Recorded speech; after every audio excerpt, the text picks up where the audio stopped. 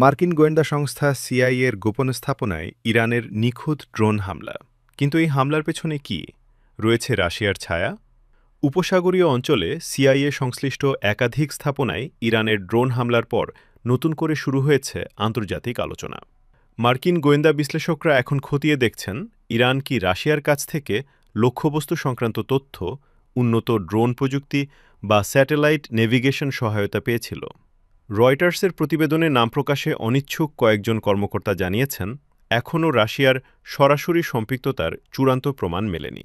তবে হামলার নিখুঁত লক্ষ্যভেদ এবং ইরানের ব্যবহৃত প্রযুক্তি তদন্তকারীদের দৃষ্টি আকর্ষণ করেছে।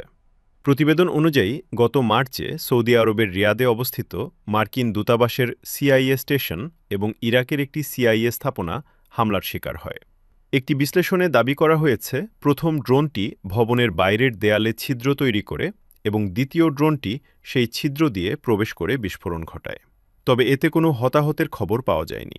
কয়েকটি সূত্রের দাবি, রাশিয়া ইরানের শাহেদ ড্রোনের নির্ভুলতা বাড়াতে প্রযুক্তিগত সহায়তা দিয়েছে।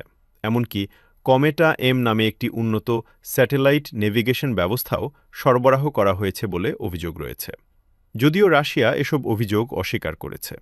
বিশ্লেষকদের মতে, যদি তদন্তে প্রমাণিত হয় যে রাশিয়া সংবেদনশীল মার্কিন স্থাপনা শনাক্ত করতে ইরানকে সহায়তা করেছে, তাহলে এটি মধ্যপ্রাচ্যের ভূরাজনীতিতে নতুন মাত্রা যোগ করবে এবং যুক্তরাষ্ট্র রাশিয়া সম্পর্ক আরও উত্তপ্ত হয়ে উঠতে পারে।